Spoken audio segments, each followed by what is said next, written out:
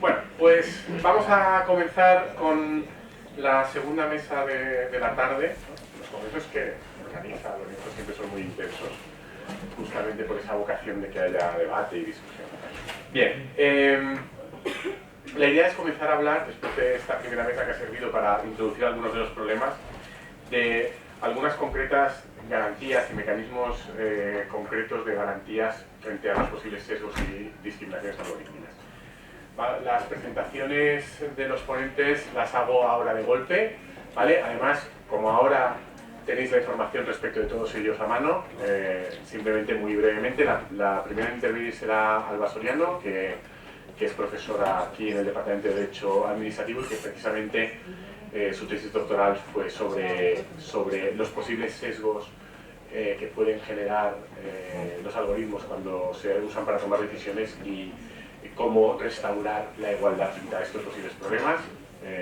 Después hablará Lorenzo Cotino, que es coordinador del Congreso y que es probablemente en estos momentos la persona que en España más ha escrito sobre cuestiones de derechos fundamentales, algoritmos y cómo establecer garantías y protección frente a ellos. Y por último, y esto nos gusta siempre mucho además, que tener aportaciones que no sean estrictamente de aquí, porque al final hay problemas que son comunes y es interesante ver cómo se aspira a resolverlos desde otras tradiciones jurídicas, aunque sean parecidas a la nuestra.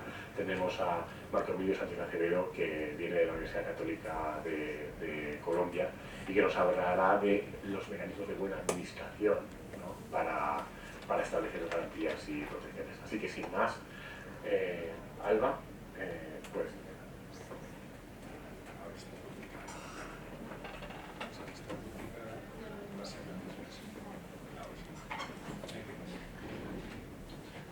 Buenas tardes a todas y a todos. Bueno, en primer lugar, muchas gracias, Andrés, por la presentación. También quería dar las gracias tanto a Andrés como a Lorenzo y a Jorge, a Adrián y a Andrea por la organización del congreso y por invitarme a participar. Bien, bueno, el título de mi intervención es Mecanismos prácticos para proteger la igualdad ante la inteligencia artificial pública. Voy a centrarme en algunos mecanismos, sobre todo más de prevención, que mecanismos que entrarían, que tendrían efecto una vez ya se ha producido un caso de discriminación algorítmica cuando se utiliza una herramienta de inteligencia artificial por las administraciones públicas.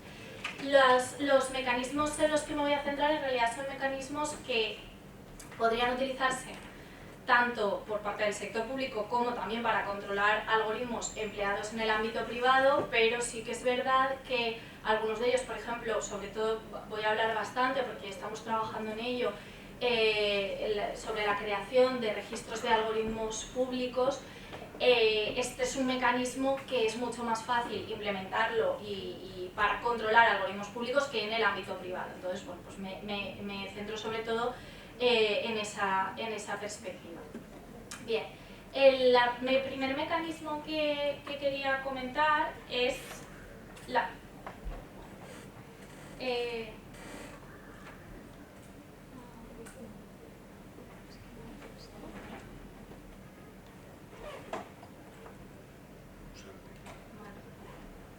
es la técnica del blindness, ¿vale? O la ceguera, que es la idea de anonimizar aquellos datos que revelan la pertenencia de una persona a un grupo desaventajado, que revelan esa información sobre las personas sobre las que se toma la decisión.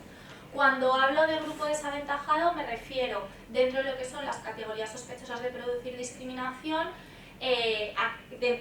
aquellos subgrupos en los que se encuentran aquellas personas que pertenecen a grupos que históricamente se han situado en una situación de desventaja, de vulnerabilidad, de opresión histórica sistémica, ¿vale? Entonces, esta técnica, la técnica del blindness, puede funcionar bastante bien, sobre todo cuando hablamos de decisiones que se toman por personas, no cuando utilizamos herramientas de inteligencia artificial, ahora entraré a ver por qué, pero sí que puede funcionar bastante bien cuando hablamos de decisiones que se toman por personas. Un paper que es bastante conocido, que se publicó en el año 2000, examinaba cómo en los años 70 y 80, por ejemplo, las orquestas en Estados Unidos habían empezado a ocultar a las personas que participaban en las audiciones, de forma pues, que a lo mejor se encontraban detrás de una cortina o el comité de selección estaba de espaldas, no podía verles, y entonces en este paper, publicado por dos profesoras de economía de Princeton y de Harvard, se demuestra que esto contribuyó a que aumentase el número de mujeres que eran seleccionadas por las orquestas. Además también hay bastantes trabajos más recientes en los que se demuestra que al eliminar el nombre y cualquier otro dato también que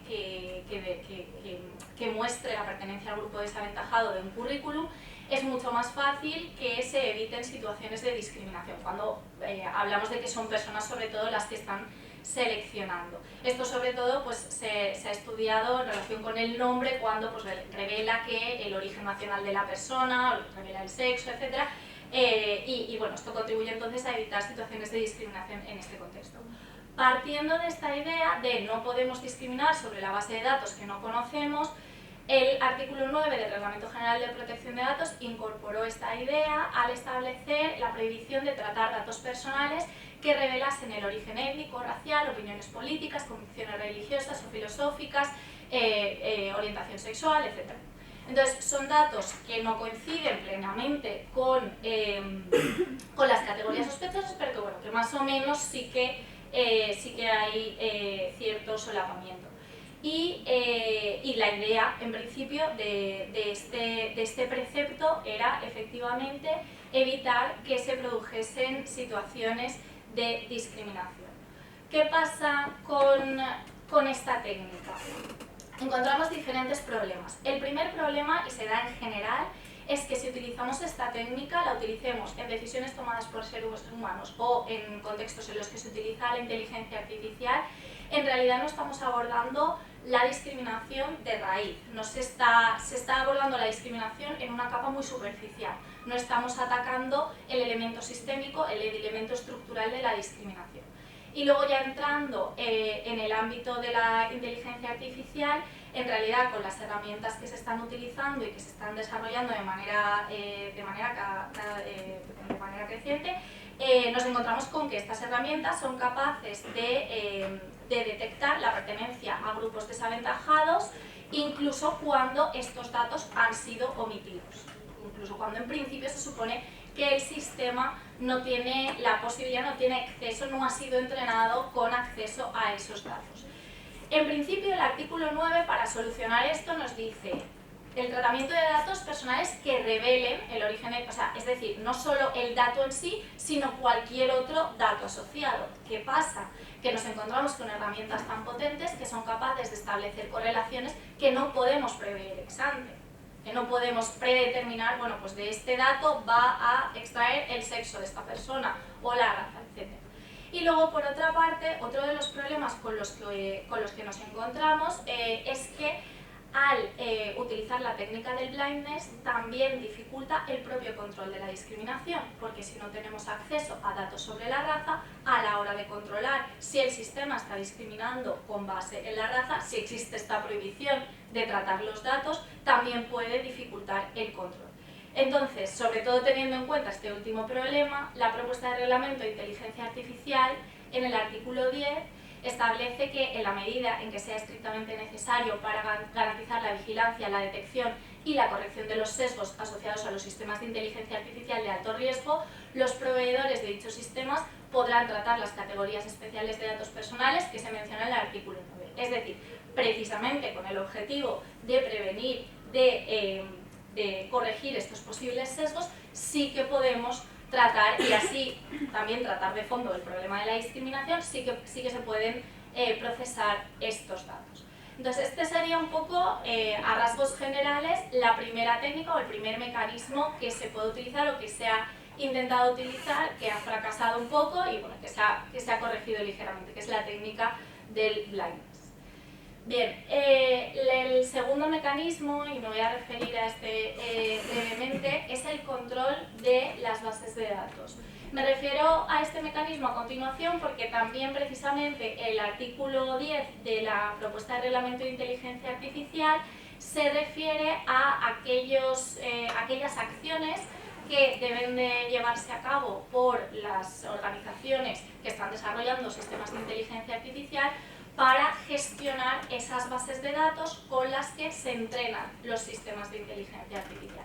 ¿Por qué es importante? Porque, como supongo que todas y todos ya sabéis, en muchas ocasiones lo que pasa es que el sistema es entrenado con datos que o bien infrarrepresentan a grupos en situación de desventaja o sobrerepresentan a estos grupos. Sobre todo, por ejemplo, en Estados Unidos, en el ámbito policial, hemos visto que los datos con los que entrenaban a los sistemas en algunas ocasiones sobrerepresentaban como áreas peligrosas aquellas áreas en las que viven más personas de minorías étnicas o raciales, etc. Entonces, en este sentido, el artículo 10 establece una serie de directrices muy básicas, es verdad, pero por lo menos ya nos da una orientación, referidas a cómo se deben de gestionar de estos datos. Además, otro elemento que es bastante importante, al que también se refiere el artículo 10, es la elección, la forma en la que se seleccionan las variables y cómo se formulan los supuestos al diseñar el algoritmo. Si seleccionamos una variable para predecir un determinado comportamiento y es una variable que es aparentemente neutra, como por ejemplo algo que es muy sencillo y es muy evidente, que es a la hora de decidir quién va a promocionar o no, que se priorizan las personas que nunca se hayan cogido una reducción de jornada. Bueno, pues esto evidentemente perjudica a las mujeres. Este es un ejemplo muy claro, pero puede haber otras variables que a lo mejor no estén tan claras y que también terminen por indirectamente discriminar a determinado grupo. Entonces, este precepto precisamente lo que nos dice es cuidado con los datos, con las variables, con los supuestos, con los elementos que estamos teniendo en cuenta a la hora de diseñar estos sistemas. Bien, otros de los mecanismos que se pueden utilizar para prevenir y lidiar con situaciones en las que el derecho a la igualdad, el derecho a la no discriminación se puede ver vulnerado en relación con el uso de la inteligencia artificial en el ámbito público, es a través de la transparencia. La transparencia es esencial porque nos permite controlar si como mínimo sabemos que una administración pública está utilizando un sistema de inteligencia artificial, ya nos da eso herramientas para poder establecer mecanismos de control, para solicitar información acerca del sistema, etc. Entonces, uno de las posibilidades, de los diferentes mecanismos para dotar de mayor transparencia a los sistemas de inteligencia artificial utilizados por las administraciones públicas es precisamente el establecimiento de registros públicos en los que conste información sobre los sistemas que se están utilizando. No ya solo el objetivo, sino incluso en algunos casos nos encontramos que hasta el propio código fuente se está publicando. Esta es una previsión que aparece precisamente en la propuesta de reglamento de inteligencia artificial en el artículo 60. Se establece que se creará una base de datos de la Unión Europea y en este caso en principio se aplicará tanto a sistemas utilizados en el ámbito público como a sistemas de inteligencia artificial utilizados en el ámbito privado, pero estará dirigido para los sistemas de alto riesgo, que son aquellos que por ejemplo se utilizan en el ámbito de la educación, del empleo, en la administración de justicia, etc. Y entre los diferentes elementos, la información que debe constar, se debe proporcionar la descripción de la finalidad prevista del sistema, la situación en la que se encuentra el sistema, si ya está siendo comercializado, se está utilizando, en qué fase se está desarrollando todavía, y también la declaración de haber superado la evaluación de conformidad. Los sistemas de inteligencia artificial de alto riesgo, de conformidad con el nuevo reglamento, la propuesta de reglamento de inteligencia artificial, tienen que superar una evaluación de conformidad que bueno, es verdad que es interna de cada organización y entonces bueno, esta previsión está siendo bastante criticada, pero en principio tienen que superar esta evaluación de conformidad. También nos encontramos con un registro, porque bueno, esto al final es se estableció la propuesta de reglamento de inteligencia artificial, pero todavía no se ha puesto en marcha la base de datos de la Unión Europea. Pero por ejemplo, en Holanda sí que se ha creado ya, y bueno, a fecha de hoy, es que esta foto es de hace unos días, pero hoy ya había 115 algoritmos registrados en el registro público de algoritmos holandés. Hoy en día todavía no es obligatorio registrar todos los sistemas algorítmicos públicos, pero para 2025 se prevé que sí que se va a establecer esta obligación. Y además en Holanda se ha diseñado también una evaluación de impacto, sobre todo, entre otras cosas, pero sobre todo en materia de igualdad, para controlar los riesgos en materia de igualdad. Otros ejemplos que encontramos, y bueno, lo voy a pasar de manera bastante rápida, por ejemplo en España, el Observatorio de Inteligencia Artificial de Cataluña, en el ámbito de la salud también ha creado un registro de algoritmos, y entonces bueno, las organizaciones que los desarrollan tienen que introducir los datos. Se puede introducir datos en el registro desde las primeras fases de desarrollo del sistema, y hasta la fecha no es obligatorio, pero hasta la fecha ya se han registrado 90 algoritmos en este observatorio, en este registro. También en Francia, el Código de Relaciones entre la Administración y el Público establece que las administraciones publicarán en línea las reglas que definan los principales procesos algorítmicos utilizados en el ejercicio de sus funciones cuando constituyan la base de decisiones individuales. Y algunas administraciones locales ya han empezado a publicar la información. Entonces, pues, por ejemplo, en el área metropolitana de Nantes, encontramos solo 2 sistemas de inteligencia artificial, es verdad, pero tenemos el código fuente completo, publicado, en las especificaciones hay muchísima información sobre los sistemas que se están empleando. Y luego también en el Reino Unido no hay muchos algoritmos cuyo contenido esté completamente publicado, pero sí que es verdad que el nivel de explicación que se da es bastante completo, y además se obliga a identificar los riesgos a las administraciones de manera previa a introducir los datos en el registro. Y partiendo un poco de esta idea, termino ya, sobre todo creo que la obligación de registrar los algoritmos públicos es particularmente importante, porque obliga a las administraciones a hacer un ejercicio de reflexión de manera previa a poner el sistema en marcha. Porque sí que es verdad que por una parte hay mucho alarmismo con respecto a la inteligencia artificial, pero por otra parte nos encontramos también, cuando hablamos del ámbito público, con que las administraciones públicas en muchas ocasiones están empleando sistemas algorítmicos en contextos en los que a lo mejor no es tan necesario, y domina más un poco este fervor por la eficiencia algorítmica de la inteligencia artificial que otra cosa. Y esto lo hemos visto sobre todo cuando hablamos de aquellos casos en los que se están utilizando sistemas de inteligencia artificial para detectar el fraude en ayudas sociales. Es decir, no es lo mismo utilizar un sistema de inteligencia artificial para detectar el fraude fiscal que el fraude en el contexto de las ayudas sociales, porque simplemente con utilizar el sistema, sea discriminatorio o no sea discriminatorio, ya estamos estigmatizando a estas poblaciones y estamos perpetuando estereotipos negativos de las personas en situaciones de vulnerabilidad. Entonces sí que creo que el establecimiento de estos registros es uno de los elementos necesarios para asegurar que las administraciones públicas, que las decisiones políticas que se están tomando con respecto a la inteligencia artificial están dotadas de una reflexión previa sobre los efectos que puede tener la implementación de estos sistemas, especialmente en determinados contextos. Y bueno, y luego por último, creo que la inteligencia artificial también es una herramienta muy potente, y que son unas herramientas muy potentes que pueden contribuir y pueden ser empleadas precisamente con el objetivo de destinar recursos para contribuir a resolver desigualdades sistémicas. Muchas gracias.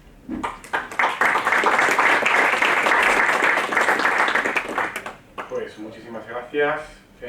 Hacemos el debate como antes, después de las 3 intervenciones, así que Lorenzo, tienes la palabra.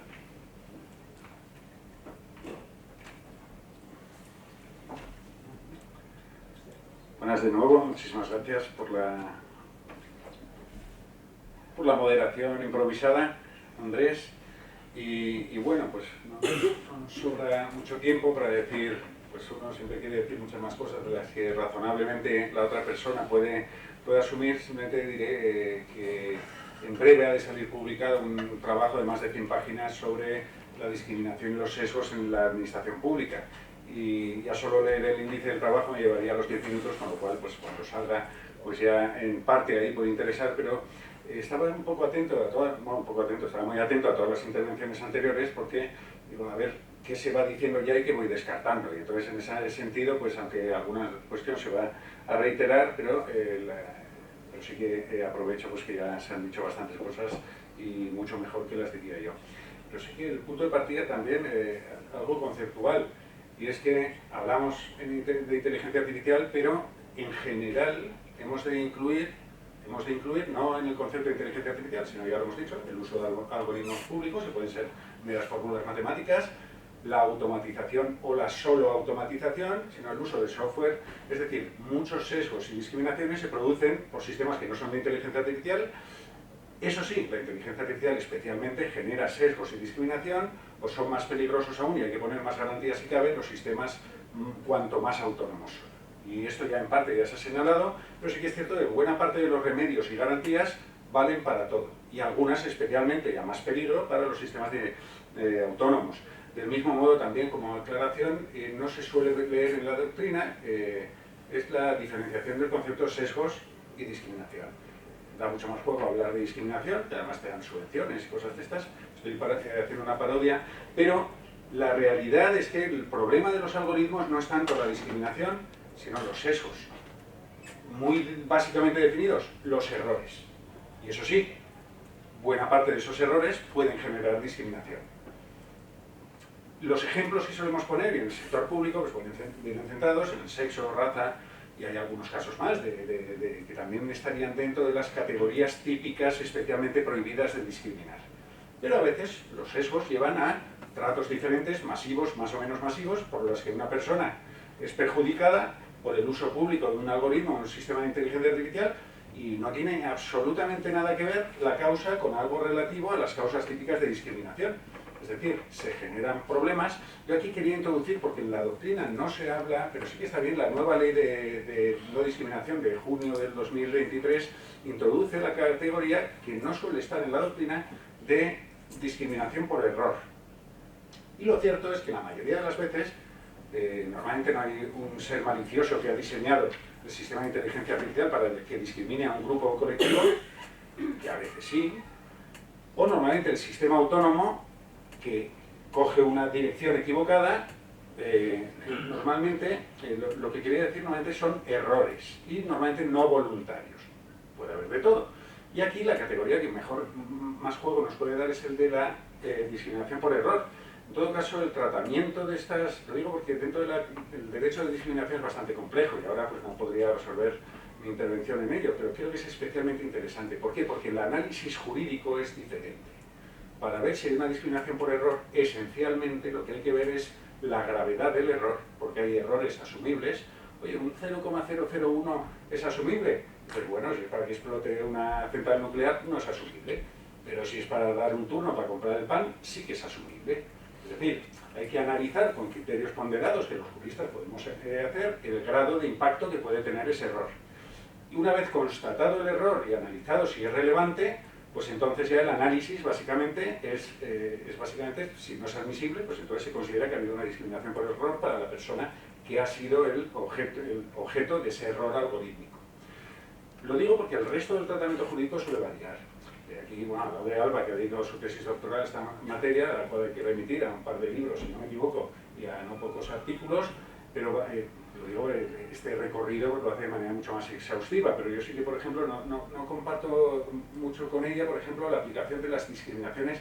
Normalmente directas no suele haber, puede haber, pero no suele haber, aunque deberíamos matizar qué consideramos como discriminación indirecta, pero indirecta muchas veces se aplica a los algoritmos por la idea esta de que no voluntariamente el algoritmo tenía en cuenta el factor sexo, el factor raza u otros de este tipo, pero acaba generando un sesgo que conduce a la discriminación. Pero ahí lo cierto es que eso no es una discriminación indirecta. En su caso, sería una discriminación por indiferenciación, por asociación, por lo general, o una discriminación de otro tipo. Discriminación indirecta, normalmente, al menos lo que sostengo, que cabría aplicar la categoría que ya está consolidada de discriminación indirecta cuando un algoritmo público no ha diferenciado en sus efectos a colectivos especialmente discriminados. Para entendernos, aunque no es así, cuando no ha hecho una diferenciación positiva, una acción positiva. Ahí sí que habría que analizar, y esto podría considerarse en su caso, a mi juicio, una discriminación indirecta. En todo caso, estos son sutilezas jurídicas. Sí que creo que es interesante, y la nueva ley recoge ya una categoría relativamente asentada, la discriminación por asociación. Es decir, a veces discriminas a un colectivo, sexo, raza, religión, etcétera, sin tomar en cuenta directamente datos de ese tipo de colectivos, es decir, no has tomado directamente esos datos, pero a lo mejor has tomado en cuenta otros datos fácilmente asociables. Con lo cual, pues por ejemplo, la zona geográfica donde vivas podría ser el típico ejemplo de los datos, los proxies, que además esto, por ejemplo, luego lo voy a introducir en materia de protección de datos, me diría, bueno, es que no estoy trabajando con datos especialmente sensibles, no tengo por qué aplicar la normativa de protección de datos especialmente protegidos. Y dice, bueno, pero es que por asociación prácticamente los efectos son los mismos y las garantías deberían ser las mismas. Digo, por señalar algunas de las categorías típicas,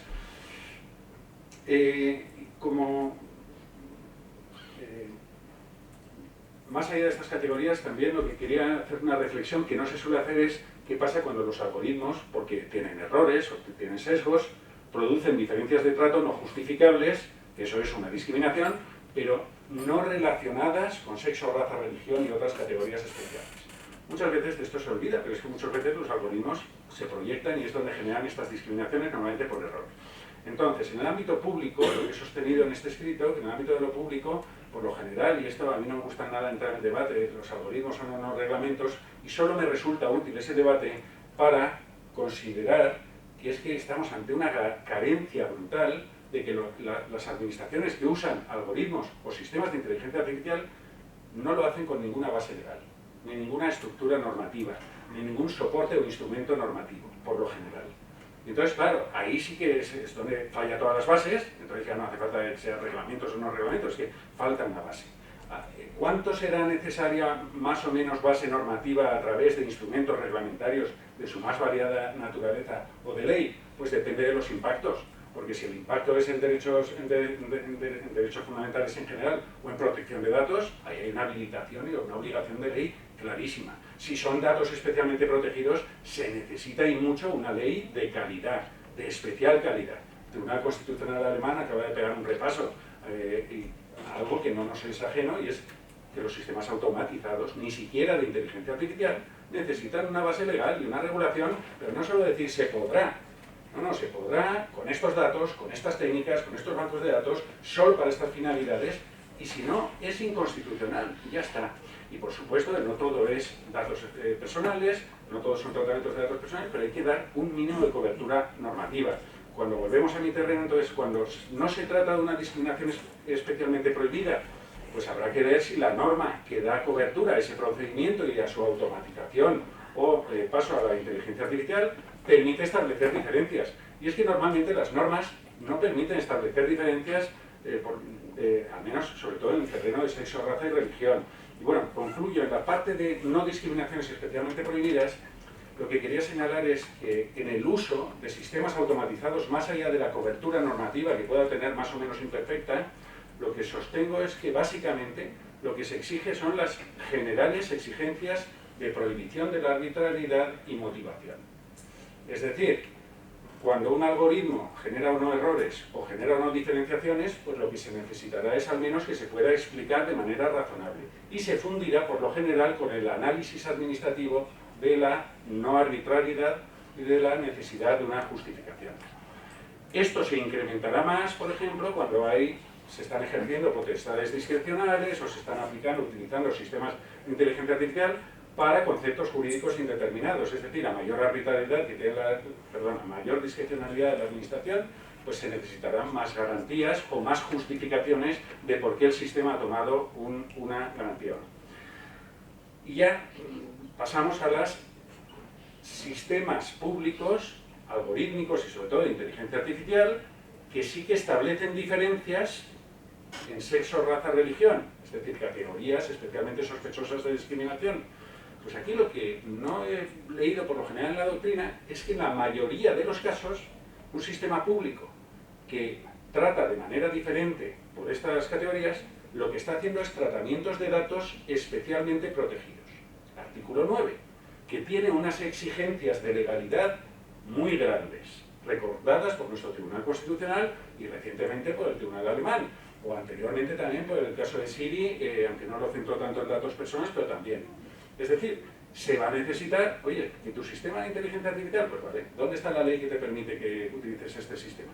¿Dónde está la ley que te permite que utilices y que trates datos especialmente protegidos? Porque recuerdo que origen racial o étnico, religión, convicción o opinión, discapacidad, orientación sexual, expresión de género, enfermedad, salud, predisposición a sufrir patologías, prácticamente todas estas cosas son artículo 9. Habrá otros casos en los que no, por ejemplo, nacimiento, género, edad, es decir, tratar de manera diferente por estos motivos, situación socioeconómica, quizá no sean artículo 9, aunque es fácil llevarlos al terreno del artículo 9, con lo cual las exigencias de calidad son de calidad, de legalidad, con una ley muy bien regulada, son muy amplias. Pero aparte, en estos casos hay que añadir además no solo las garantías propias de protección de datos, sino las de la no discriminación. En estos casos ya no nos quedaremos, como decía antes, control más genérico de razonabilidad, prohibición de arbitrariedad y motivación, sino que aquí ya hay un canon de control muy estricto. Y entonces no solo se va a necesitar una ley en muchos casos, sino que además hay que justificar muy bien por qué el sistema se le ha permitido, ordenado, construido, diseñado para que establezca estos tratos. Otro elemento, para ir cerrando, es el tema de la prueba. En derecho antidiscriminatorio normalmente hay una inversión de la carga de la prueba, pero es la persona afectada la que tiene que aportar unos mínimos indicios de que el sistema le está tratando mal, se está equivocando con él, generando errores o generando discriminaciones.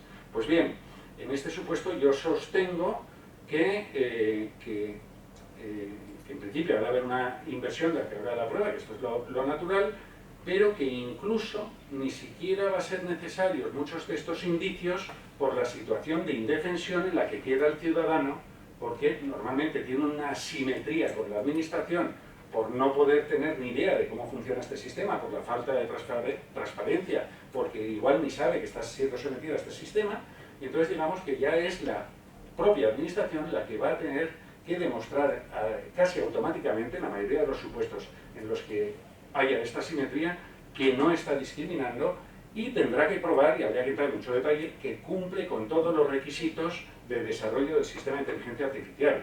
Es decir, que el sector público va a tener, ante una mínima acusación de que está utilizándose un sistema automatizado de inteligencia artificial, va a tener que probar el cumplimiento de toda la normativa y de muchos otros estándares. No me da tiempo, estos 2 minutos que me quedan, a recordar la batería de medidas de prevención bajo el modelo de cumplimiento. Hoy por hoy se está generalizando, y lo has adelantado, Pérez Simón, en un extraordinario artículo ya que va a trabajar, y ya nos ha señalado además un libro sobre esta materia, pero la clave hoy en día en derecho digital es el sistema del compliance, del cumplimiento de obligaciones preventivas, más vale prevenir que curar. Y en esto, en materia de no discriminación y evitación del sesgo, es esencial.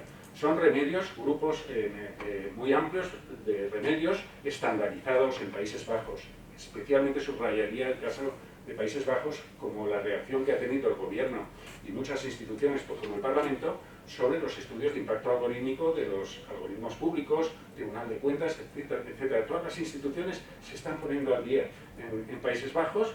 En Reino Unido lo ha señalado también Pere, pero en Estados Unidos, la Casa Blanca y también el NIST, por ejemplo. El NIST ya tiene un estudio muy importante sobre evitación del sesgo y recuerda la batería de medidas relativas a los datos también, sobre las técnicas que se aplican al análisis de esos datos. Ahí hay muchas de las medidas, están bastante consensuadas, de qué es lo que se tiene que hacer, y luego las medidas relativas a los factores humanos, que antes en la primera mesa y en el libro del año pasado lo señalaba en muy buena medida, la necesidad de concienciación, de que los datos, muchísimos de los errores son humanos, y porque los datos ya no son solo problemas de puridad de los datos, sino que faltan equipos multidisciplinares, etc.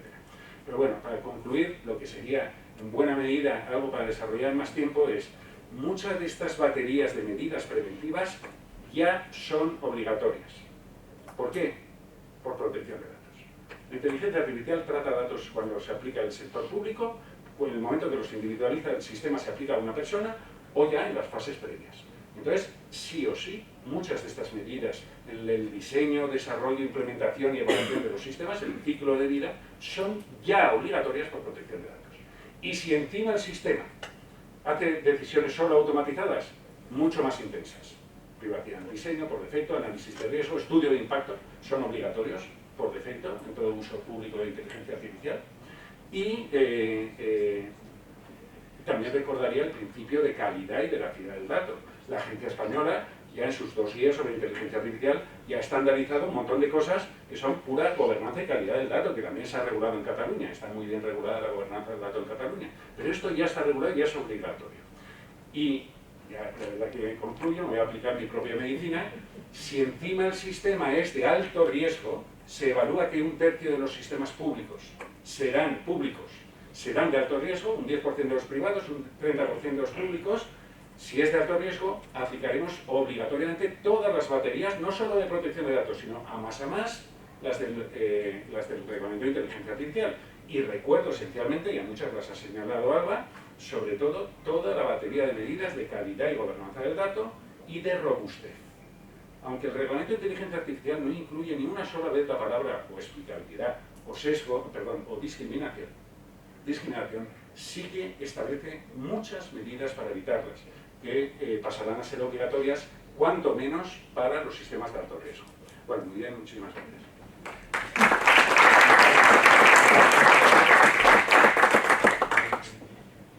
Muchas gracias, Lorenzo. Hay muchas cosas además luego que seguro que vamos a poder debatir, pero antes, para acabar la mesa, el profesor Marco Emilio Sánchez Acevedo tiene la palabra. Muchas gracias, un saludo para todos y todas. Profesor Cotino, gracias por la invitación, al profesor Castellanos, a la profesora Alba y al profesor Andrés.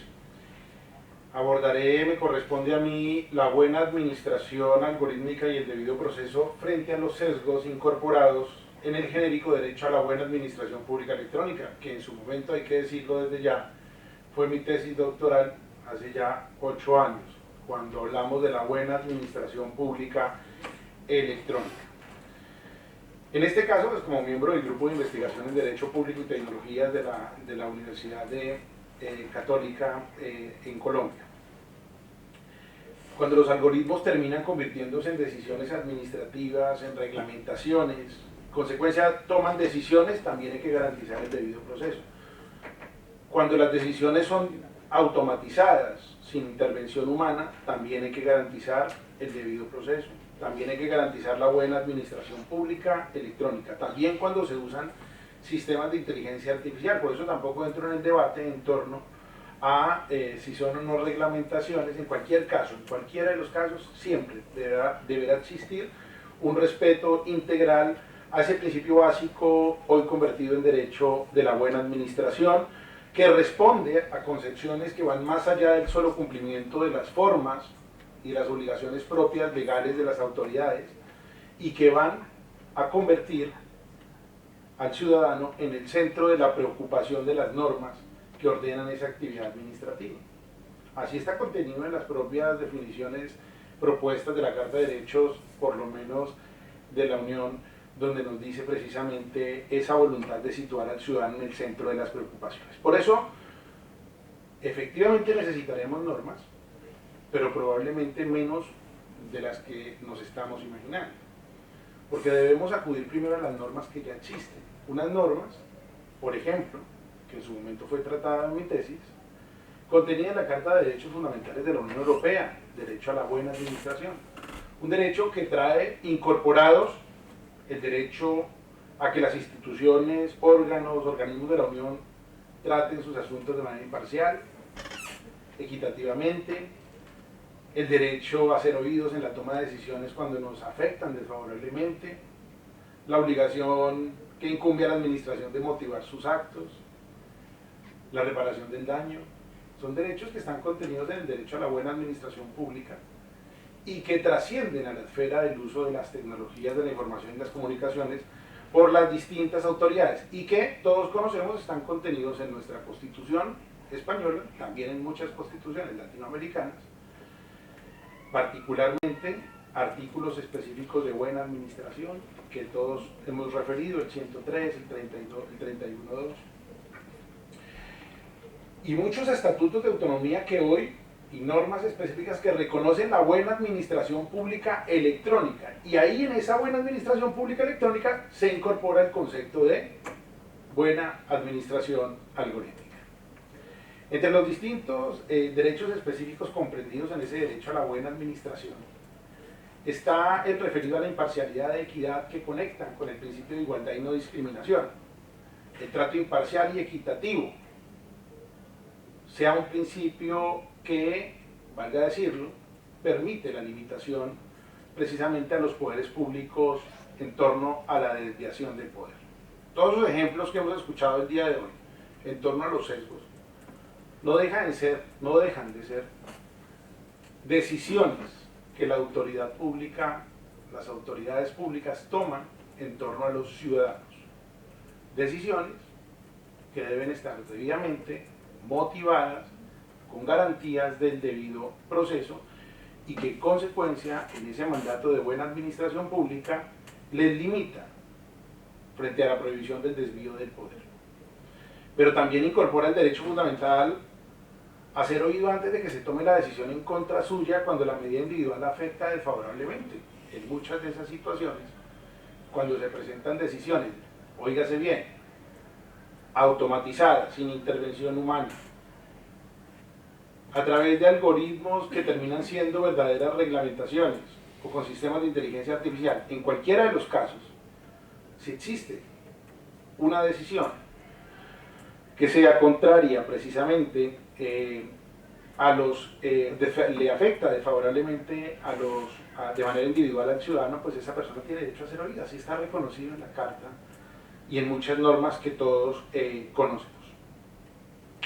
Otro de los derechos de esa buena administración, subderechos de esa buena administración, en el marco de la buena administración pública electrónica, es la materialización del seguimiento a un procedimiento administrativamente estipulado de forma previa, debido proceso electrónico en el que deben encontrarse las garantías mínimas a favor de los administrados que les determinen no solo el orden para iniciar, impulsar y culminar el requerimiento, sino también la cadena de derechos y obligaciones que maneja una y otra parte en la relación administración-administrado. De manera que, frente a futuras eventualidades, como las que venimos presentando el día de hoy, los expositores anteriores han presentado, ambas partes, en cualquier caso, el ciudadano, cualquier momento, pueda establecer en qué momento el procedimiento falló y así logre reconocer a partir de esa identificación en dónde está la ruptura de sus derechos o la vulneración de sus derechos. ¿O acaso es que debería obviarse esta obligación cuando la decisión se da a través de algoritmos, decisiones automatizadas o con inteligencia artificial? No. El derecho a la buena administración pública electrónica, desde lo que significa la buena administración de algoritmos, también tiene una triple funcionalidad. El principio general de aplicación genérico para la administración pública, la obligación derivada de la pertenencia al Estado social y democrático de derecho, pero por sobre todo es un verdadero y auténtico derecho fundamental que está en cabeza de los ciudadanos para protegerse de esa relación que tienen con las administraciones públicas. Protección de derechos concretos y derechos que de alguna manera le permiten edificar su dignidad humana. Uno de esos muchos derechos entonces es la buena administración algorítmica y el debido proceso electrónico frente a los sesgos que se presentan. Los algoritmos, todos lo sabemos aquí como expertos, conjuntos de instrucciones para solucionar un problema, estáticos, de manera inicial, como los que nos presentaba el ejemplo la profesora hace un rato en su intervención. Toman decisiones de manera sencilla o dinámicos, en el sentido de que se denominan a partir del mismo proceso de aprendizaje automatizado, con capacidades propias y la comprensión de datos propios y experiencias que le permiten tomar decisiones, pero también unos más complejos, como el aprendizaje profundo, que seguramente no va a tener intervención humana. En cualquiera de estos casos, la buena administración algorítmica necesariamente tiene que referirse a la implementación de procesos y prácticas que aseguren que los algoritmos utilizados por las entidades, en este caso las autoridades públicas, cuenten e incorporen con sus consideraciones jurídicas, éticas para la toma de la decisión, y lógicamente la minimización de los sesgos y la discriminación que pudieran generarse. Se debe entender esto desde un enfoque sistemático para que desde el diseño, el desarrollo y el despliegue de los algoritmos se incluyan definiciones claras en cuanto a los objetivos, las métricas, la selección de datos de entrenamiento representativo, la validación y pruebas rigurosas para que estos algoritmos, antes de ser implementados debidamente, puedan ser identificados esos errores de los que nos hablaba el profesor Cotín, y lógicamente una monitorización continua de su calidad. La buena administración algorítmica, entonces, pues, se fundamenta en los principios tradicionales de la buena administración pública. Se edifica en la buena administración pública electrónica, con esos principios nuevos, pero también se incorporan elementos que hoy en día están allí impregnados en las propias declaraciones que todos venimos conociendo. Por ejemplo, la Declaración Europea de Derechos y Principios Digitales, donde nos establece la necesidad de adoptar medidas para que los valores de la Unión Europea y los derechos de los ciudadanos reconocidos se respeten tanto en línea como fuera de línea. Así lo establece allí esta declaración. En cuanto al derecho, la misma declaración de la solidaridad, una obligación para que se asegure que el diseño, desarrollo y despliegue y uso de soluciones tecnológicas respeten los derechos fundamentales, permitan su ejercicio y promuevan la inclusión. También, en cuanto a las interacciones con algoritmos y sistemas de inteligencia artificial que la misma carta señala, la necesidad de que las personas estén empoderadas para beneficiarse de las ventajas de los sistemas algorítmicos de inteligencia artificial, pero desde el respeto a los derechos fundamentales, entre ellos el derecho al debido proceso, a la buena administración. En términos generales, salvaguardas, medidas adecuadas, normas fiables que permitan realmente la garantía. Por último, se incorpora a ese conjunto de elementos los principios y derechos del propio sistema de inteligencia artificial que todos conocemos, de la transparencia, de la justicia, de la responsabilidad, de la robustez y seguridad, privacidad y protección de datos, que no voy a señalar el día de hoy porque no es objeto, y lógicamente de colaboración, cooperación y sostenibilidad. Frente a los sesgos, el debido proceso implica que se debe asegurar a todas las personas un juicio justo y un proceso imparcial cuando las decisiones no les son favorables. Y en ese contexto los algoritmos y el debido proceso implica que las personas afectadas por las decisiones puedan tener y tienen ese derecho a conocer cómo se tomó la decisión y a tener una oportunidad para cuestionar o apelar la decisión. El ponente anterior nos hablaba de ese derecho a la segunda oportunidad, efectivamente, y ahí está incorporado como un elemento. En otras palabras, el debido proceso implica que las organizaciones, entidades públicas, actores privados que participan de todo este proceso sean transparentes, justos, precisos, libres, y que las decisiones precisamente sean comprensibles, trazables y que permitan ejercer los derechos que conocemos, para evitar esos sesgos que se pueden presentar en torno a la selección de datos, los sesgos de confirmación, de sobreconfianza, de falta de diversidad, de retroalimentación, los sesgos de contexto o los sesgos de explicación. Son distintas tipologías de sesgos que se pueden presentar y que podríamos llegar a atacarlos desde el solo hecho de la calidad de los datos. Los datos no son completos, no son de calidad, no se han tomado las muestras adecuadas en cualquiera de ellos. Ya para finalizar, la buena administración algorítmica entonces está inmersa en el concepto de buena administración pública electrónica, que a su vez está reconocida como un derecho que tienen los ciudadanos para relacionarse. En el diseño, en el desarrollo y en el despliegue de soluciones tecnológicas debe garantizarse el respeto a los derechos fundamentales, permitir el ejercicio y promover precisamente la inclusión. El riesgo asociado a la generación de algoritmos, a sistemas automatizados o a usos de sistemas de inteligencia artificial que incorporen riesgos deben minimizarse a partir de la generación de un procedimiento que proporcione salvaguardas y medidas adecuadas con normas objetivas que incorporen procesos para que los ciudadanos puedan garantizar sus derechos fundamentales. El debido proceso, por último, impone la obligación de oír al ciudadano de manera previa cuando la decisión no le es favorable, implica que el afectado puede ser reparado por los daños generados, que eso es otra línea de investigación que se podría abrir allí, y impone la obligación de contar con procedimientos normados para la garantía de esos derechos. En ese orden, profesor Andrés, muchas gracias.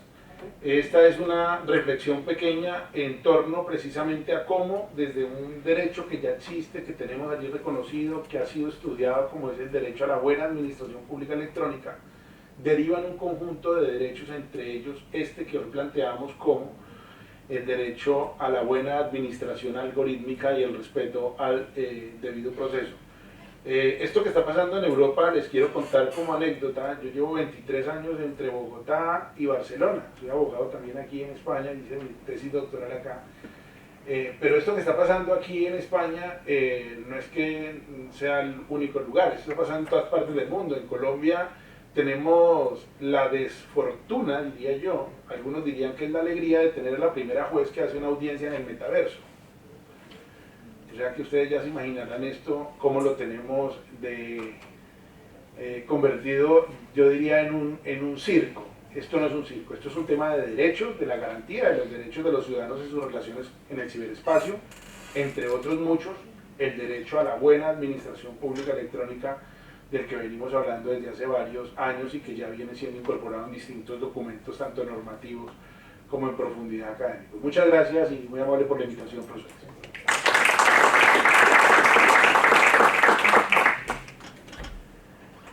Pues muchísimas gracias al profesor Sánchez Acevedo. Yo creo que, como decía, tenemos muchas cosas que comentar, pero antes, una pequeña información de servicio un poco exótica para un congreso académico, es que tenemos aquí una pulsera que no sé si alguien ha servido, porque estaba, no es el caso, vale, entonces la bajaremos, pero es una cosa extraña, vale. Pregunta a ChatGPT, a ver si está leyendo. Ya, pero no sé. Bueno, pues a partir de ahora entonces eso, tenemos unos minutos para poder hacer una conversación entre todos y hacer preguntas o comentarios.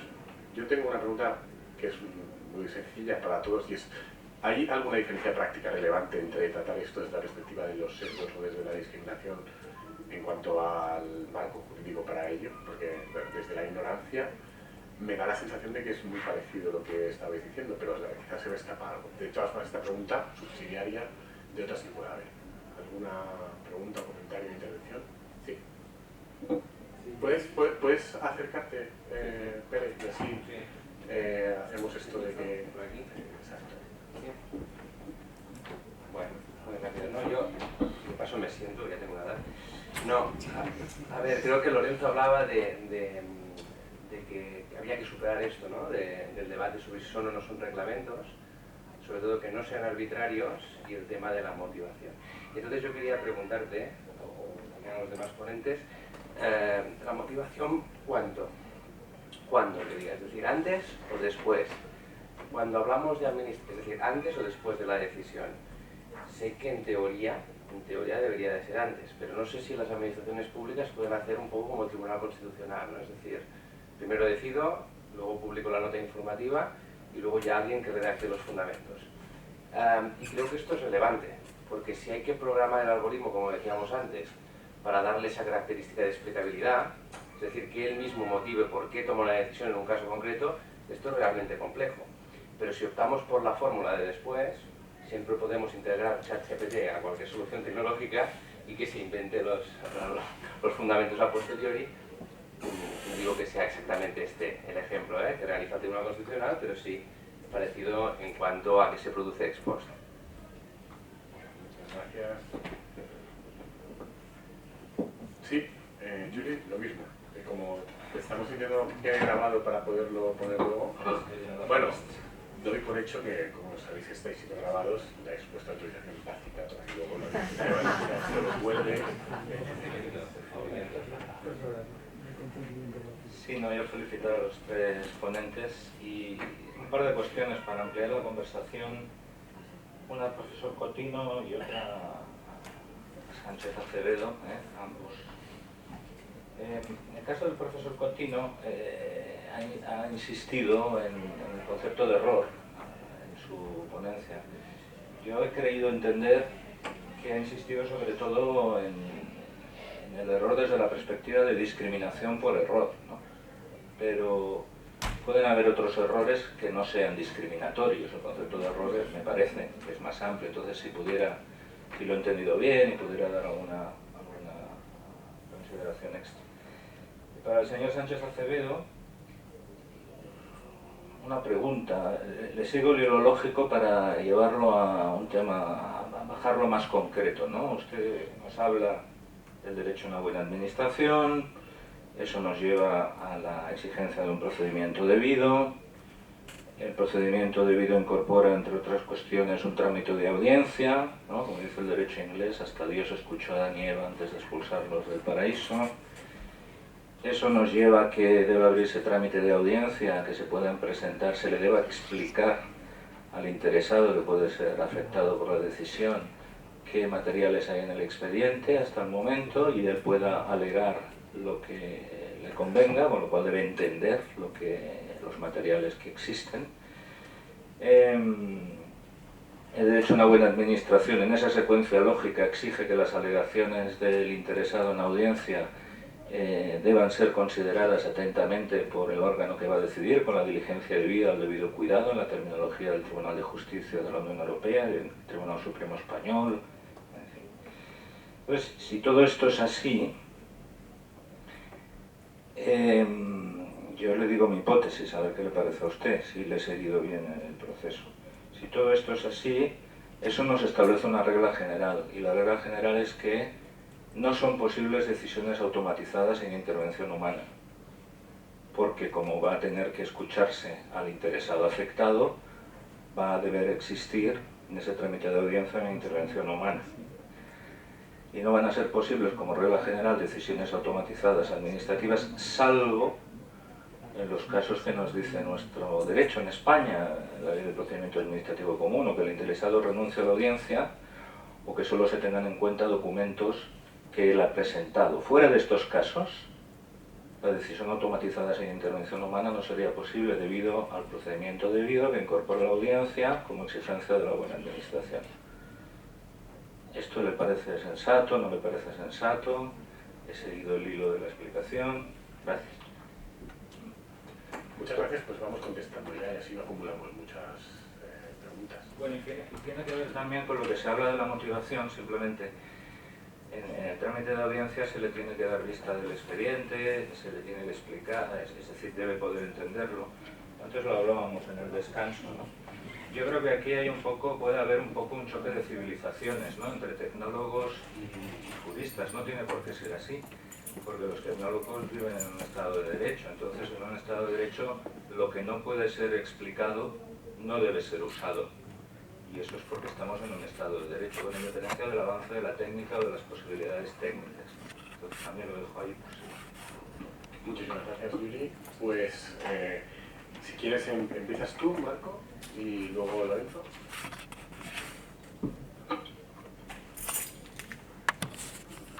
Bueno, varias cosas aquí. La primera que tiene que ver con un tema que has planteado, Andrés, y es los sesgos. Es muy importante entender que los sesgos devienen de dónde se producen. Entonces hay distintos tipos de sesgos. Sesgos que se dan por la selección de los datos. Los datos utilizados para entrenar el algoritmo no son representativos de la población a la que se aplica el algoritmo. Entonces ahí puede eso generar un sesgo, captura de datos en torno a los datos representativos de la población. Confirmación, cuando respaldamos o confirmamos un prejuicio existente en lugar de buscar datos objetivos en torno al asunto. Ahí también puede haber un sesgo. Sesgos de confianza, cuando el algoritmo confía sin tener en cuenta otras variables o factores que afectan la precisión de la predicción. Entonces ahí puede haber un problema del sesgo de confianza. Entonces, y así podríamos explicar, tampoco me va a extender mucho, lo digo para aportar a la respuesta que seguramente van a dar allí en torno a sesgo, discriminación, tratamos esto igual, no lo tratamos igual. Pues probablemente no es que se opongan, sino que la materialización de las actividades que puedan llegar a producir sesgos pueden generar pues discriminaciones. Entonces, en ese sentido, aportarlo allí. Pues profesor, usted, como siempre, nos pone a pensar a todos. Efectivamente, este es un asunto, mire, tuve una experiencia en un proceso, en la proyección de una norma que es la norma para la digitalización y automatización de todo el sector público en Colombia, como asesor del Ministerio de Tecnología. Si nos sentamos durante un año a determinar cómo hacíamos para digitalizar y automatizar 70.000 trámites en el país. Eso es lo que hay actualmente, 72.000 trámites en el país. Entonces, ¿cómo hacemos para automatizar esto? Digitalizarlo, esto es, colocar todo el procedimiento en un sistema de información desde el inicio hasta el final con intervención humana, automatizarlo, toma de la decisión sin la intervención humana. Y nos encontramos con preguntas de esa naturaleza. Entonces, entre otras preguntas que nos tocó abordar, por ejemplo, conectividad, un país que no tiene sino el 60% de conectividad, un país carente de capacidades administrativas, financieras, humanas, es decir, sectorizado, pero con el adicional que las normas y las garantías deben ser absolutamente para todos los ciudadanos. En ese orden, pues lo que yo podría decir para aportar, sin ánimo de ser esto pues exclusivo, pero lo que yo podría decir frente a la pregunta que usted hace es que aquí juega un papel fundamental el principio de transparencia. ¿Qué decirle al ciudadano?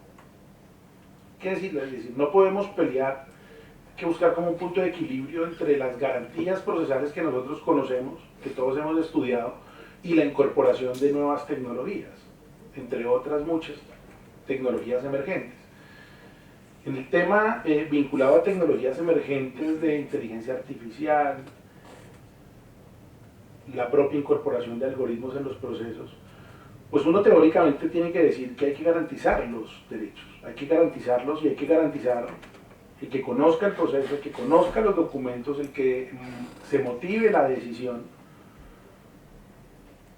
Pero llegará un momento en la decisión automatizada, aquella donde no hay intervención humana, donde a él se le tiene que preguntar, ¿por qué no lo programamos de tal manera que se le pregunte? Mire, la situación en este momento es la siguiente. Usted puede tener la oportunidad de participar en el marco del proceso. Participa, entonces inmediatamente se abre el camino de la participación suya en el proceso. La excepción sería, oiga, no, yo renuncio a la participación. O la excepción sería, no, se trata de un asunto donde solamente la verificación de documentos y demás. En esos mismos hipotéticos, en esos mismos supuestos, podríamos decir, no hay ningún problema, de manera transparente se informa en ese estado al ciudadano y se le da continuidad al proceso con la toma de decisión automatizada. Pero si el ciudadano sabe que en ese momento, con una participación suya, se van a valorar otros elementos que desde la transparencia entendió que no estaban incorporados, pues ahí también se va a garantizar su participación y que sea una decisión pensando precisamente en el ciudadano y de cara al respeto de las garantías. Es decir, eso se puede hacer tecnológicamente, no debería haber ningún problema en desarrollarlo. Es un tema de cómo lo materializamos para que se dé esa garantía dual, ¿no? O ya la propia decisión automatizada o la decisión automatizada con intervención o participación del ciudadano en la toma de decisión porque él quiere participar, quiere adjuntar, quiere conocer el proceso, quiere que se le explique el estado en el que se están valorando las distintas actuaciones. Yo saldría por ahí, repito, porque no podemos tampoco ser ajenos a que el desarrollo tecnológico es permanente, constante y que tampoco podemos interpretar las normas pues de una manera que no sea en el tiempo y en el espacio, como nos lo dice por ahí la norma. Muchas gracias, doctor. Muchas gracias, pues Lorenzo. Muchas gracias. Las preguntas pues, son de mucho interés. Por cuanto a la motivación ex ante o ex post, no es exactamente igual, pero está relacionado con la supervisión ex ante o ex post. Esto es importante. Hoy por hoy, respecto a las decisiones solo automatizadas, se reconoce el derecho a la explicación ex post y el derecho al recurso y a la explicabilidad viene de la mano del derecho a las no decisiones automatizadas, pero está muy limitado en el artículo 22, que es una cosa muy particular, pero nos da unas pistas. De hecho, el futuro reglamento de inteligencia artificial implica obligaciones de supervisión ex ante en el diseño, en todas las fases del ciclo. Y esto me ha servido para desviarme de la pregunta que me has hecho, pero tiene bastante relación porque la explicabilidad, que es un concepto que yo antes no me ha dado tiempo, pero quería señalar que no es un concepto tan claro ni tan diferente de la transparencia, pues precisamente para el sector público está muy relacionado con la motivación, y la motivación no está muy clara cuál es esa relación que hay hoy por hoy respecto de la explicabilidad del sistema con los deberes formales de motivación de la Ley 39. La Ley 39 reconoce el derecho a motivación básicamente de manera generalizada. Hace un listado enorme y dice, bueno, pues a ver en qué casos. Prácticamente no, estoy simplificando, pero sí que vemos una regla muy clara en la jurisprudencia. Más motivación o más impacto. Y esto del impacto es muy tecnológico, pero es que da mucho juego.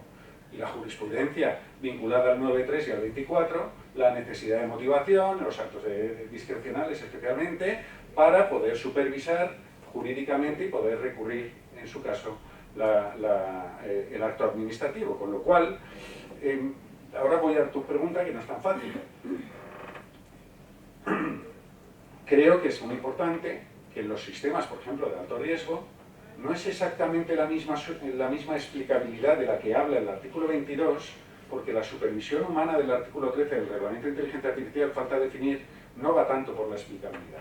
La palabra explicabilidad no aparece ni siquiera en todo el Reglamento de Inteligencia Artificial, pero va de suyo, ni la de transparencia, porque la de transparencia, uno dirá, ¿cómo que no? Todas las obligaciones de transparencia del reglamento son diferentes, son entre el fabricante y el que adquiere o usa ese programa, no para los sujetos. Pero bueno, me vuelvo a desviar de la pregunta. La jurisprudencia actual, no digital, señala que los deberes de motivación formales de la Ley 39 son ex ante, pero no desconoce cuando se ha procedimentalizado, ha habido recursos, intervención administrativa o recursos administrativos y luego judicial, la posibilidad de que la administración explique, motive su decisión y luego incluso en el ámbito judicial, con peritajes, etc. Es decir, ahí se va incrementando las posibilidades de explicar o motivar. También señalaría que la Carta de Derechos Digitales es bastante interesante en esta materia y me gusta recordarlo, que la Carta de Derechos Digitales, que no es nada, pero algo es, pues reconoce el derecho a obtener una motivación comprensible en lenguaje natural de las decisiones en el entorno digital, lo cual conlleva que el sistema tenga alguna dosis de explicabilidad.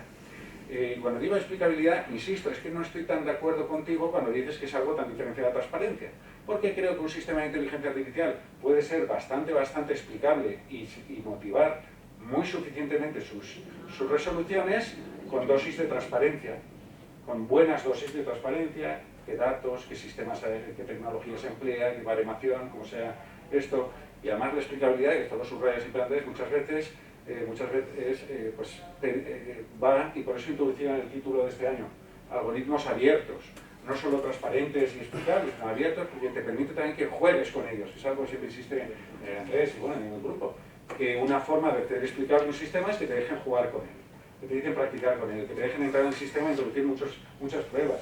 Es decir, y yo creo que a efectos de motivación administrativa, que no es la palabra, no es motivación, perdón, de explicabilidad de la decisión administrativa, puede ser suficiente y con dosis intensas diferentes, antes o después, cuando algo se ha recurrido o se ha procedimentalizado. No sé si la explicación es muy buena, pero es la que se me ocurre. Bien, también señalaría que qué importancia tiene que estemos hablando y por qué he subrayado tanto que esto sea discriminación por error o no. porque si no, pues es tan importante la diferencia como introducir un derecho fundamental o no en el análisis jurídico. Es decir, si un sistema tiene errores, si la administración tiene errores, pues eso no, en principio no hay un derecho fundamental en juego, salvo que entendamos y lo leamos con las gafas de la discriminación, de que una persona ha sufrido un trato diferente a otra que no está justificado de manera razonable y proporcionada. Y entonces eso es una forma de verlo desde la discriminación. Entonces lo cierto es que no todos los casos de errores deben tratarse jurídicamente como discriminaciones, pero muchos sí, o pueden dar mucho juego para analizar. No obstante, yo enseguida he puesto el freno en mano y he dicho, si no hay discriminaciones especialmente prohibidas, el análisis jurídico se reconduce al general de justificación, razonabilidad, en el ámbito administrativo, más o menos intenso según el impacto, porque los impactos pueden ser muy variables. Entonces eso es lo que quería subrayar, pero sí que puede dar mucho juego. Por ejemplo, el caso británico del algoritmo que sustituyó al selectivo el año del COVID, pues ahí el trato diferente no era un trato diferente por un motivo especialmente perseguible. Uno dirá, ¿cómo que no? Eso es muy sensible. Pero uno de los elementos básicos es que cierto sesgo era en razón de que se preferenciaba a los que habían recibido una educación en el sector privado, más o menos. Entonces eso no es categorizable fácilmente desde la discriminación, sexo, raza, religión, origen, condición social, ni siquiera por esa vía. Y en cambio a nadie, socialmente nadie dice, ¿cómo que no? Eso es una discriminación. Si hay un trato diferenciado que no está regulado por ley y es justificado, razonable y proporcional entre los que estudian en un tipo de colegios o en otro, pues es una discriminación. Eso sería un ejemplo. Pero bueno, ya has hecho una pregunta extraordinariamente interesante, Yuri, sobre, que la ha respondido en buena medida Marco, pero es el tema de el sistema autónomo. Y uno de los temas, ha de salir un artículo ahora sobre esto, es me ha gustado mucho un autor alemán que ha parametrizado, ha hecho algo muy sencillo. Son los niveles de conducción del vehículo autónomo, que están parametrizados en 6, y los ha traducido al sector público. Entonces ha intentado estandarizar lo que son los niveles pues tú lo decías, con nombre al volante, nombre al volante, pues eso está muy estandarizado desde el 2016 para el vehículo autónomo. Entonces lo pasa a la acción administrativa. Está bien, yo lo he utilizado, como si copiado y he pegado este artículo, simplemente para reflejar que sí que es un grado de impacto el que haya más o menos supervisión e intervención humana.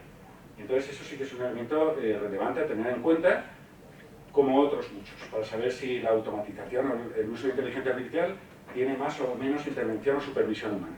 Dicho esto, la pregunta interesante es cómo metemos la audiencia. Bueno, al menos lo que me he quedado ya, perdona, porque lo has hecho hace 15 minutos, entonces, pero la audiencia. Yo ahí sí que te diría, es que la pregunta es muy buena, pero es que hoy por hoy la respuesta ya la tenemos en buena medida.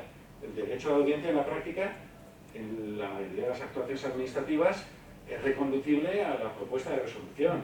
Es decir, antes de la propuesta de resolución, y lo que hacen los sistemas automatizados son propuestas, en muy buena medida. Y entonces ahí podríamos insertar fácilmente que el sistema automatizado eleva una propuesta, ahí tenemos el momento de audiencia y luego ya se toma la decisión final. Esto sí que habría que insertarlo dentro de los 6 tipos de decisiones automatizadas. No sé si me explico. Hoy por hoy, muchísimas veces no hay audiencia efectiva de las partes porque ya los hechos, el derecho ya más o menos se hace una propuesta y entonces se puede incluso presentar para que o se anuncia previamente al interesado o se inserta, pues aquí tienes la propuesta de resolución automatizada o del sistema de inteligencia artificial y aquí ahora introduce lo que el interesado considera. Y no me quiero extender porque nos queda muy poco tiempo, pero sí que señalaría que claro, uno entonces ya diría, entonces la decisión, si ha habido una propuesta por el interesado, ya como el humano va a intervenir, ya no sería una decisión solo automatizada, sino que ya el ser humano tiene que intervenir porque el interesado ha hecho alguna serie de alegaciones o consideraciones. Yo ahí sí que tengo bastante claro el hecho de que hoy por hoy el decir que decisiones solo automatizadas está sirviendo para escapar del derecho administrativo, para que no haya fiscalización. Me gustaría recordar que en el caso Siri, la fiscalización fue absoluta y eran para meras selecciones de a quién iniciar un procedimiento. En el caso de Alemania, estaban hablando solo de sistemas automatizados para hacer rastreos de datos sin necesariamente conectarlos con una fase del procedimiento administrativo. Es decir, me gustaría hacer una llamada de atención de que esas decisiones solo automatizadas sí que incluso hoy por hoy deberían estar dentro del artículo 22, incluso del artículo 41 de la ley 40, porque son decisiones solo automatizadas que sirven para que haya otra fase del procedimiento administrativo o un inicio del procedimiento administrativo. Es decir, una visión, porque es que hoy por hoy, si no, nos cargamos las garantías del administrado, porque hoy por hoy te dicen, no, si es que aquí no ha habido una decisión solo automatizada, parece que no hay derechos en el juego. Pero bueno, como veis, me he desviado totalmente de la pregunta inicial, y es una inquietud que tengo yo constantemente, y es que escapamos constantemente de la poca regulación que tenemos hoy por hoy, encima ni la aplicamos, el 22 y el 41. Gracias. Sí, es que esto ha salido también ya antes, ¿no? Sobre si es suficiente o no el 41 de la Ley de Régimen Jurídico del Sector Público, ¿no? Y pues bueno, yo creo que sí que parece que es insuficiente, pero lo más increíble es que ni siquiera se está aplicando rectamente, ¿no? Que este es el problema. Aunque vamos mejorando. Por eso, exacto, por eso. No, pero porque es verdad que es difícil porque venimos de que no se haga, ¿no? Rubén, si te puedes acercar para... Mientras viene, porque luego me siempre que digo esto, digo, por mucho que sea muy malo el artículo 41, la ley de protección de datos, que no es debe ser el camino, es aplicable siempre. Necesita regulación legal para hacer tratamiento de datos y muchas garantías. Bueno, es aplicable siempre menos en la posibilidad de exigir que no haya tratamientos y tal, porque ahí sí que hay una posibilidad de exclusión por ley y a eso se aplica. Pero ha de haber una ley. Ha de haber una ley. Sí, sí, ha de haber una ley. Ha de haber una ley. Bueno, yo en primer lugar, felicitaros a los tres porque habéis estado fantásticamente bien, me ha gustado mucho esta mesa y a mí me han surgido varias preguntas, me venían a la mente un montón de cuestiones, no tanto de las cuestiones de control a priori, del uso de los algoritmos, sino de lo que puede suceder, ¿no? en el control a posteriori, ¿no? Cuando la decisión algorítmica ya se ha adoptado con un sesgo que puede generar un supuesto de discriminación o no, que creo que ha sido muy interesante lo que el profesor Cotino ha trazado cuando ha hecho esa distinción, ¿no? Y en esos supuestos, a mí se me plantea cómo lo solucionamos, ¿no? Desde la perspectiva del derecho administrativo. La primera pregunta que quiero formular a la mesa es si ellos ven las opciones clásicas de ir a un supuesto de impugnación de un acto administrativo por nulidad de pleno derecho, ¿no? Yo creo que, después de lo que hemos oído aquí, si hay discriminación en el sentido que ha comentado especialmente Lorenzo, pues parece que sí, ¿no? Pero me gustaría conocer la opinión de la mesa. Y luego, una segunda cuestión es que qué sucede cuando esos sesgos en materia de algoritmos generan una problemática que la administración es conocedora de ella. Porque puede ser que la administración sea conocedora de ella, ¿no? Y en este sentido yo he reflexionado en algunos trabajos recientes sobre la aplicación, entre otras cuestiones, del principio de buena administración, que se ha expuesto aquí con bastante acierto, en mi opinión, en el sentido de que la administración debería de oficio iniciar procedimientos, por ejemplo, de responsabilidad patrimonial, para subsanar los posibles problemas que hubiesen generado los algoritmos que integran sesgos y de los que la administración es conocedora. Esas serían las dos preguntas que quería formular. Muchas gracias. Gracias. No sabía si alguien quería. Vale, pues esto me está Bueno, sí, no, yo le iba a decir a Lorenzo porque en realidad él ha escrito bastante sobre... Bueno, como queráis. La verdad es que hay muchísimos caminos que conducen a Roma. El problema, y esto también hay que reconocer, que tengo citado en esto, pero es que a veces no sabríamos muy bien qué impugnar. Pero por un problema, y es que lo he señalado, es que muchos sistemas automatizados, software, algoritmos, inteligencia artificial no tienen ninguna forma jurídica. Entonces ese sistema, si no se ha adoptado con un instrumento de autorización, por ejemplo ahora el decreto del 2021, el 203-2021 sí que habla de una autorización, entonces ahí ya tienes un sitio para donde atacar, por ejemplo, y otro pues simplemente, tengo la cita, buscaría, porque a veces no sabemos si es el uso o los efectos, pero no es demasiado problemático en muchos casos. ¿Por qué? Porque si vamos por la vía de discriminación, incluso acudimos a la ley o cualquier derecho fundamental, basta mencionar la lesión de un derecho, la forma con la que, o el instrumento de esa lesión puede tener muchas vías. Esto, la normativa de igualdad es clara. La ley de procedimiento también nos puede, claro, si estamos ante un instrumento, pues acudiríamos a nulidad o inderogabilidad de las normas, según el supuesto, según qué instrumento jurídico sea el que ataquemos, o a los efectos. Y buscaríamos la nulidad o la anulabilidad de los efectos que se pueden haber sustanciado en un acto dentro del procedimiento, o, y es mucho más problemático, en los actos de trámite o diligencias preliminares, o uso de salud, o uso educativo. ¿Cuál es el uso educativo? El caso que ha estudiado Alba también, el caso del servicio austriaco de empleo. ¿En qué se sustanciaban las decisiones que tomaba el algoritmo del sistema austriaco o el sistema polaco, que tenía los problemas muy diferentes? Es decir, a la hora de categorizar administrativamente, oye, que te hemos llamado por teléfono porque te vamos a ofrecer un trabajo. Eso hoy por hoy es que tenemos ese problema en derecho administrativo con algunos servicios públicos materiales. Oye, ¿esa llamada de teléfono es un acto administrativo o no? Pero al final casi todos los caminos conducirían a la Roma de poder sustanciar la anulabilidad, la inderogabilidad en su caso de la norma, la disposición general, y también la ley de igualdad, por ejemplo, como digo, lo recoge muy ampliamente esta ley de 2022, los posibles impactos, pero es que acudiríamos también, y si no queremos ir a la ley de procedimiento administrativo, nos vamos a normativa de protección de datos. La mayoría de los casos son tratamientos de datos, y si seguimos la normativa de protección de datos podemos actuar por vía cautelar también, solicitando el bloqueo, la paralización del tratamiento, y luego actuar administrativamente, sancionadoramente, e incluso en el ámbito penal. Eso ya es un poquito más residual, pero es decir, hay muchas vías que, como decía Alba, no sé, que analicé para el caso de sesgos y no discriminación, sería casi la adecuada a ese uso público del sistema de inteligencia artificial. A mí me preocuparía, para cerrar, los usos más generalistas que hoy por hoy pasan desapercibidos de la ciudad inteligente.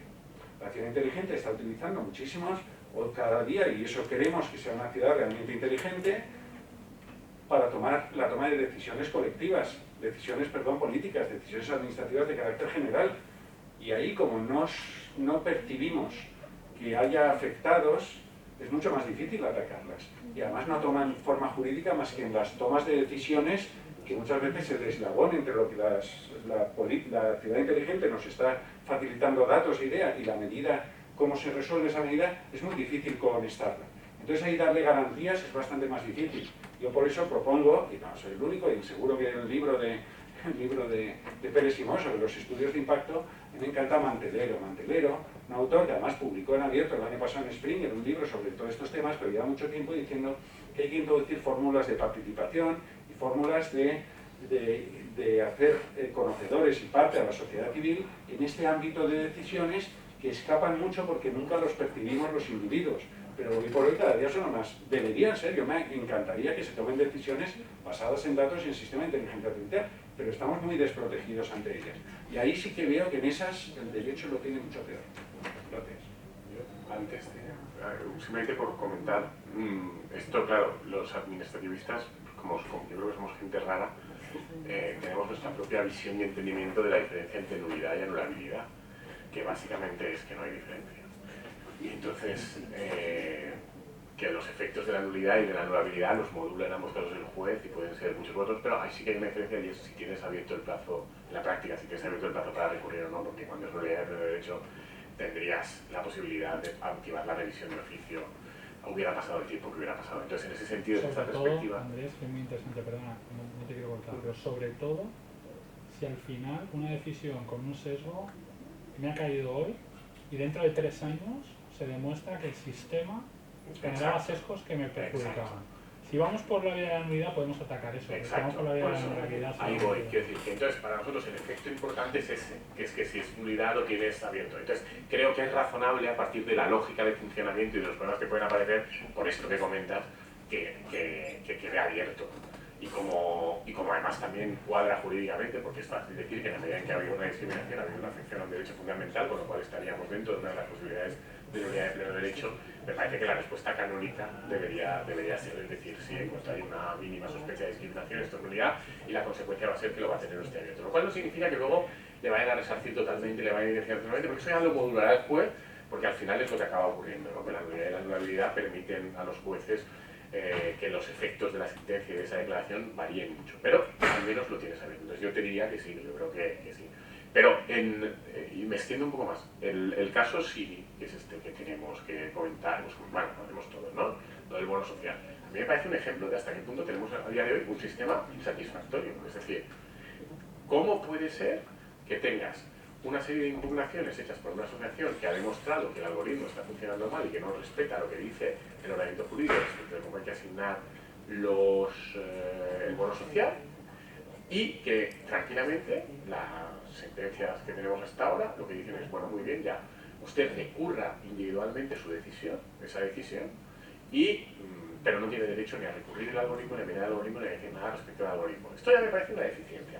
Yo espero que lo resuelva el Tribunal Supremo. Pero, ya te dejo la palabra porque conecta con la buena administración, lo más increíble de todo es que el gobierno no ha cambiado el algoritmo. Que le da igual. Es decir, que hay una asociación que denuncia que está mal y que como la justicia dice, no hace falta cambiarlo, no es obligatorio cambiarlo, jurídicamente esto no se anula, ya anulamos las decisiones individuales y con las decisiones individuales va que chuta, el gobierno, que no le han obligado a cambiarlo, pero podría haber cambiado.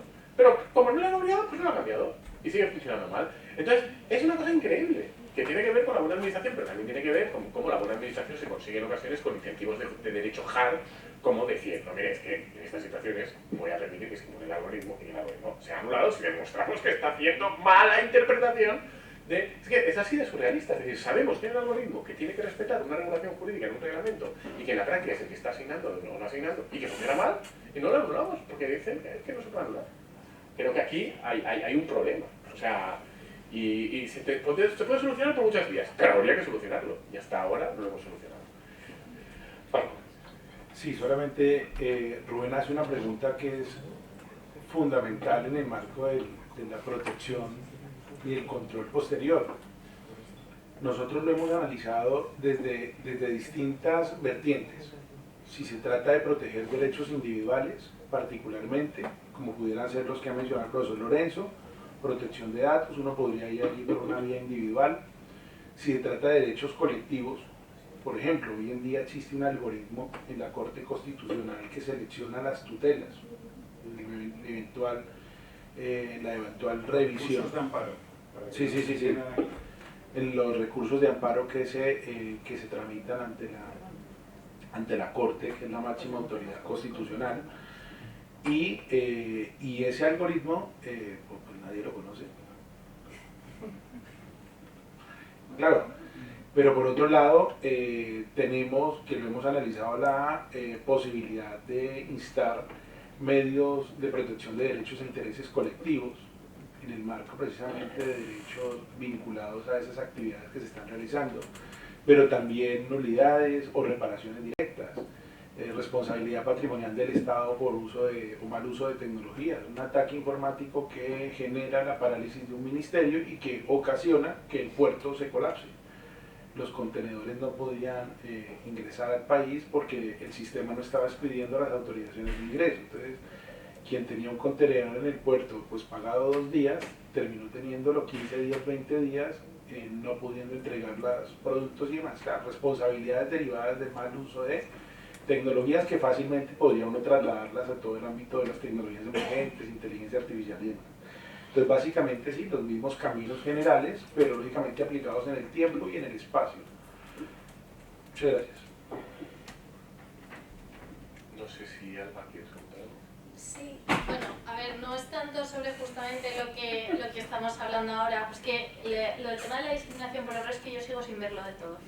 Entonces, porque a ver, yo la discriminación por error la entiendo como cuando se discrimina porque por error se piensa que la persona sobre la que estamos tomando la decisión pertenece a un grupo desaventajado, en el marco de la ley 15 del 2022, ¿no? Una cosa es lo que dice la ley, que esta ley de 2022 regula la discriminación que esa ley define. Entonces me da juego porque introduce por primera vez en una norma, incluso en la doctrina, el concepto de discriminación por error. No obstante, el concepto de no discriminación, de manera muy clara, no solo protege las discriminaciones prohibidas, protege cualquier trato diferente no justificado de manera razonable y que sea proporcional. Entonces la administración, el sector público, no tiene que tratar de manera diferente a nadie, sin que sea por motivos de sexo, raza, religión, etc., sino no tiene por qué tratar de manera diferente, pues al que se viene de un colegio privado, concertado o público, por ejemplo, sin motivos justificados, razonables y proporcionales. Entonces, ¿qué pasa? Que es que la no discriminación da mucho juego. La no discriminación lo que ha permitido en la práctica es que si se acude, cuando estamos fuera de sexo, raza, religión, etc., pues si alguien trabaja bien un caso y lo viste como de no discriminación, porque es un trato diferente, ha dejado a que sean los jueces los que decidan básicamente hasta dónde se quieren meter. Y los jueces han sido bastante laxos a la hora de admitir justificaciones objetivas, razonables y proporcionales por las cuales una norma o una actuación administrativa trata de manera diferente. Y por eso señalo que en el ámbito de la administración pública, cuando hay un trato diferente en una expropiación, en lo que sea, y no por motivos de sexo, raza o religión, pues no aporta demasiado la no discriminación, porque normalmente acudimos a la combinación del 9,23 de la obligación de una motivación suficiente que es precisamente la que nos va a servir para ver si hay una justificación objetiva, razonable y proporcional. No obstante, sí que puede tener alguna trascendencia, porque entonces ya entramos en un derecho fundamental, etcétera, etcétera. Por lo que comentaba Rubén, acción de nulidad, etcétera. Entonces, pues eso, tienes la adicional. Y sobre todo porque es que también, insisto, ¿cuál si no es la vía jurídica para abordar los errores? Que se nos ocurrirán muchas, pero no está regulado. Bueno, están los errores aritméticos, los meros errores aritméticos, hay un pequeño recurso, pero es para pequeños errores aritméticos.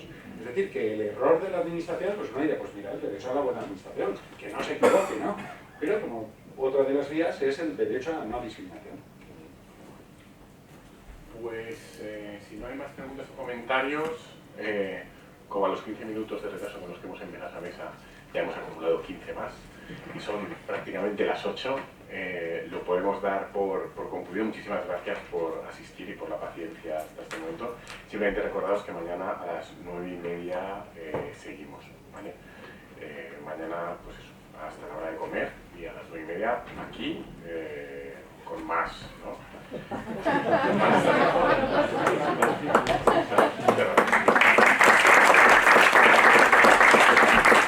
Os recuerdo, perdón.